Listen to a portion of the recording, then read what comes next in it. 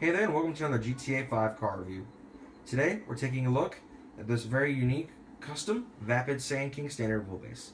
So we an in-depth review of the standard wheelbase. We'll start it up, show the engine, get an exhaust globe, so we'll take a look at the interior next year, take it for a test drive around the block, and just show what custom features are added on this specific vehicle. So, let's go ahead and start up this very heavily custom Sandking. This being a personal vehicle of mine, it does feature remote start. All you have to do is in the new gen consoles, if you're on PlayStation 4, hold the touchpad down. It'll bring up the interaction menu. You can go to vehicle remote functions, remote start. You can turn on your headlights as well. I apologize. This has been doing this. It's been doing this all day. So you can get the headlights turned on, change your radio station, remote start, others and stuff of that nature. I'm going to try to readjust this a little bit here. I sincerely apologize for the lack of professionalism. I do have a capture card and I can't use Share Factory to upload these. So, alright, anyway. So, you can, without further ado, let's go ahead and hop on in. After I turn off the engine from remote starting it. The truck is colored in cerulean blue metallic, which is aftermarket paints, with black accents.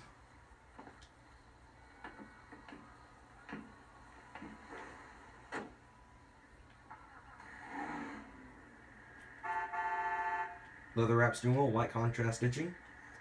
Power is routed through a 6-speed automatic transmission with 4-wheel drive automatic. Let's go ahead and check out the rest of the vehicle. The Sandking is one of several different trucks offered by Vapid in GTA 5 Online. Those trucks are the Sandking SWB, which is what this is, the Sandking XL, the Bobcat, the Slam Van, and I think that's as well as the Saddler. Now, the Sandking is of course the flagship of those Vapid trucks, as it is the biggest, most powerful of the bunch. Despite its smaller engine, it has the most off-road capabilities. This one features more meatier tires to do such, and it's probably one of the best-looking trucks I've seen. This one, however, is my personal Sandking SWB. I have an XL as well at one point. This one has the aftermarket body kits as well. I'll be going more in detail on that later on. But where you can buy these Sandkings, as well as many of the other Ford Vapid trucks, which are based on Fords, you can go to the Southern San Andreas Super Autos, go to filter list. For the Sandking specifically, you can go to off-road. The Sandking XL is $45,000 and is available in red, pink, yellow, orange, white, black, blue, and green. Oops. That was a human error. And I forgot to mention you can also buy the Guardian, which is the most expensive. And the Sandking standard wheelbase is $38,000. It's cheaper with the same performance. Red, pink, yellow, orange, white, black, blue, and green. As its available colors when you order it from the factory. So let's go over the list of the mods this one has. This one has the chrome skid plate with the chrome bull bars, the black accented grille. I'm going to go ahead and turn on the engine as well. Has xenon aftermarket headlights. Has meaty all-terrain radial tires with its measurements being R800. Oh no, those aren't the measurements. Being P215 70R14. So I guess I believe that means these are 14-inch rims on these giant tires.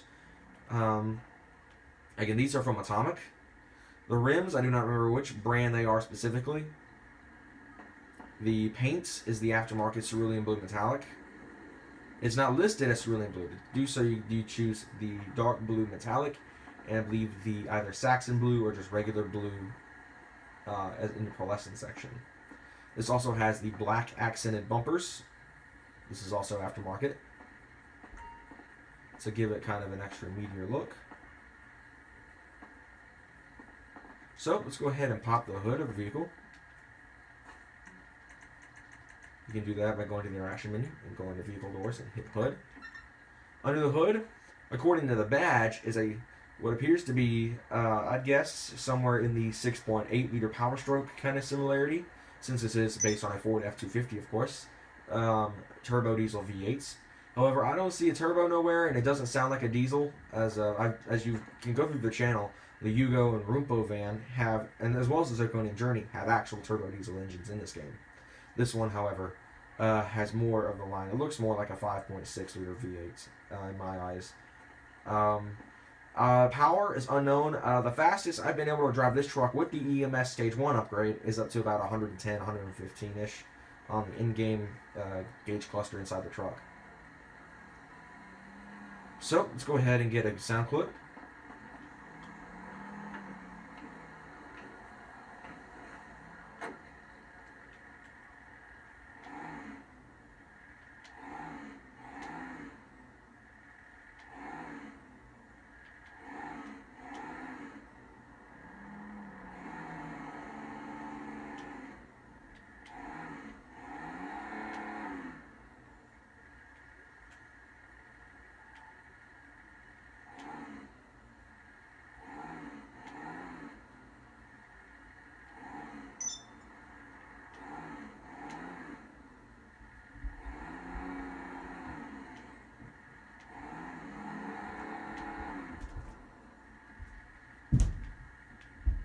I also apologize for the noise upstairs.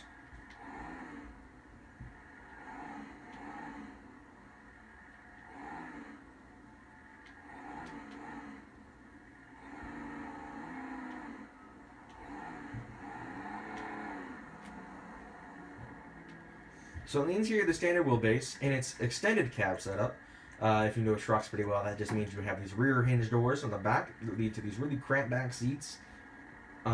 The XL, of course, gets full-on crew cab doors, so you get you get an extra B pillar here, and you get the full-size back doors as well as much larger rear seats in there. Now, of course, with the specific setup, you can only seat 3 people. I believe 2 or 3 people in this current setup in the standard wheelbase extended cab model. With the XL, I think it says you can sit up to either 5 or 6. So you can get lots more space in the XL. If you're looking for something where you can carry more people around as well as equipment, buy an XL. Now, if you're going for just a truck that can be off-road driven, I actually think the standard wheelbase is better for rock climbing. Having owned an XL and a standard wheelbase, and my Chiliad rally stage, or the hill climb stage at least, these trucks were very heavily even, but the standard wheelbase, of course, having that lighter weight body frame was able to dominate much faster. You have leather seats all the way around, including the back seats in this extended cab model. You've got your handles up top. This side I don't believe has one. I do not see one at least. You've got your standard radio. Shares a similar dash setup with the Bravado Bison, the Vapid Saddler, the other Sandkings. A lot of other vehicles in this channel have the same dash setup. You can check out those for more in-depth looks, but I'm going to go ahead and just explain it. You've got your cigarette lighter to the bottom right, underneath your right air vent. Your four-wheel drive controls, which in the game are automatically just set to be always on four-wheel drive. Underneath the left air conditioning vent, you've got your standard radio. I'm not going to turn on any of the stations due to copyright infringement laws. The AC, you've got your different zones in the middle, your fan speed on the right and your temperature on the lefts, with your what appears to be defrost as well as your AC button down in between the cigarette lighter and the four-wheel drive controls. You've got a glove box on the right, which is non-functional and just completely there for decoration in GTA, as well as you've got your fuel gauge and your engine temperature gauge, which this engine is actually running pretty good. You've got an air vent as well to the left of the steering wheel. So, let's go ahead and take this on a test drive. I'm going to try to back out here in this parking lot without running anything over. This is a really tight space for such a large truck. Can't even really see the road very well. I don't know if I'm going to hit anything or not.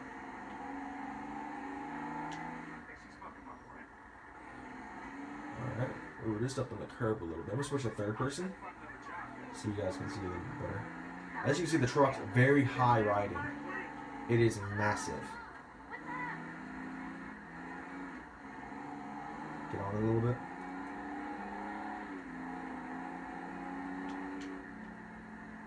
Sounds pretty okay. Doesn't have the same burble and growl as the Slam van did, but it does sound quite great. Overtake. This is a really long, winding road I've haven't driven down. I drove up here this road. This is actually the Liberty City Tails area, so it's in the hills, like right on the foothills. Really fast.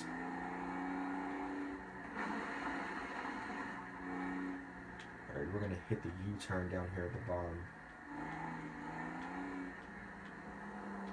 Now this is where the Sand King does have issues, is U-turns, because it does take quite a lot of space to get this truck to spin around as well, and it's really, really difficult to get the truck to spin around. It's so huge and just difficult. Once you have a clear road, it's going to take a minute, which means you're probably going to wind up holding traffic or running this on his driveway, as I just did.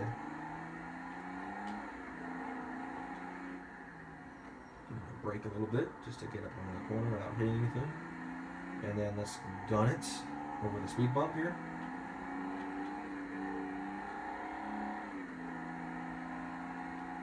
Going uphill, this truck does dominate quite well, I think. The 6-speed automatic really is working here.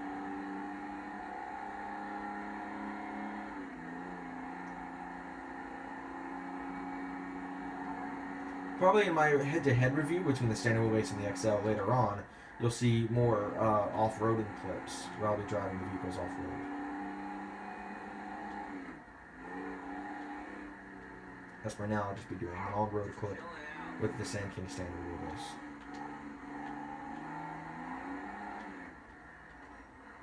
Alright. We'll just stop the review here. So that'll do it for this in-depth review of the Vapid Sandking standard wheelbase. Thank you guys so much for watching. Like and subscribe for more, and I'll see you guys in the next one. Take care.